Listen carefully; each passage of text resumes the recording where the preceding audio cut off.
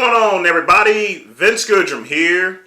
It is Saturday evening, around 9 o'clock. In a couple of hours, I'm probably going to head out to the club. I've went ahead and finished cleaning, typing up articles, and just basically wanting to, somewhat let loose after this extremely stressful holiday week.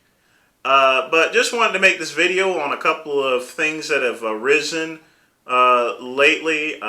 As you guys know, the IFBB split into two parts here, and the IFBB Pro International, or whatever they're calling themselves, I can't honestly keep track of the two competing entities. It's sort of like the Temptations, when there was like 2 or 3 different sets of Temptations.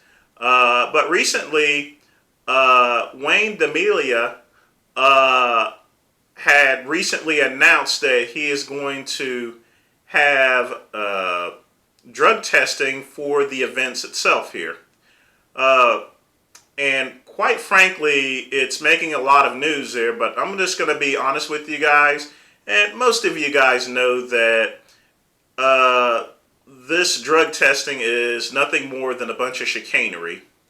Now, the only federation that's actually truly did actual drug testing in bodybuilding was Vince McMahon's failed WBF, World Bodybuilding Federation.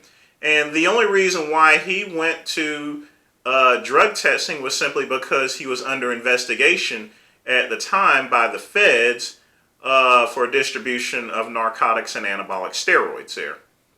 So, and as an end result, the final show that they had for the WBF was very disastrous. A lot of, pretty much out of shape bodybuilders got up on stage there, which pretty much was the end of the WBF here.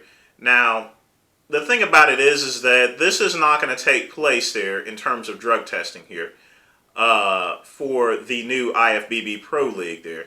The reason being is because, number one, it's 2017, it's not 1990.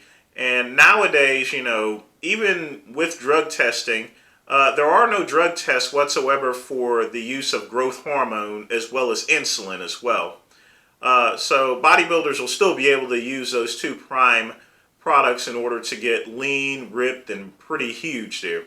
But what about testosterone? Now, just remember, just because they're doing drug testing at the time of the show doesn't mean much of anything. There's a lot of anabolic steroids that would clear out of the system very soon there. I mean, a person can simply time, their use in terms of competing there. Not only that, unlike the Olympics there, they actually perform out of competition testing year round, as well as surprise testing, and this is not going to be the case for the new league whatsoever. So without out of competition surprise drug testing, it pretty much renders the value of drug testing to begin with useless here. Not only that, let's say a person actually tested positive for drug testing, for drugs at the event itself there.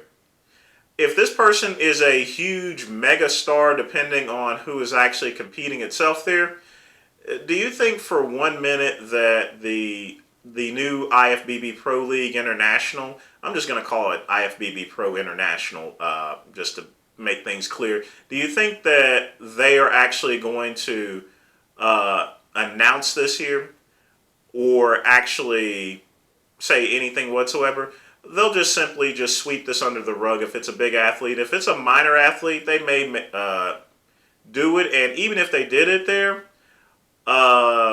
it would only be just for additional advertising, letting them know that, hey, we're serious about drug testing. But again, it's just really a bunch of chicanery. It's just a fad whatsoever, and it's not going to affect the physiques whatsoever. Simply because, like I said, it's 2017, and athletes have access to, to growth hormone and insulin. Those two products alone can get you on stage with minimum difference between that and, you know, whether they're using steroids or not, but they're going to actually end up using them anyway. So, you know, like I said, I don't see the purpose of them announcing this drug testing. I guess they're just trying to make themselves separate and independent from the other leagues itself here. And before anyone goes and says, well, why are you defending these guys? You know, to be honest with you, I'm not defending either groups whatsoever, because both groups have the right to actually use the IFBB banner whatsoever. So there's not one phony group and there's not one legitimate group whatsoever there. So I'm just going to leave it as it is. But as far as this idea of drug testing, again, it's just a bunch of chicanery, people. Don't fall for it whatsoever. But, you know, I think the shows itself should be about the audience and the crowds here.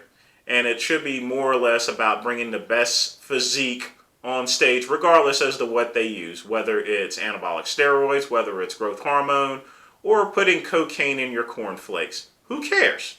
It's bodybuilding. This isn't the Olympics. It's not an athletic sport or anything. So, you know, who really cares about drug testing, to be honest with you there, because it doesn't make any bit of difference. Bodybuilding will never be in the Olympics or ever be legitimized as an actual sport there. And that's just something that, you know, the bodybuilding community just has to deal with there. So that's all I got to say on this subject. Again, I wish the best for both organizations. I honestly want to just see some great bodybuilding competition. And that's really just it there. I'm not going to take sides on either groups itself, because both of them have, you know, legitimate cases to be called the IFBB. And I hope, and eventually, and this is just my opinion, I think both of them will eventually combine back together. You know, and everything will be, well, as Forrest Gump says, peas and carrots here. But that's it, y'all. I am taking off. You guys have a wonderful weekend.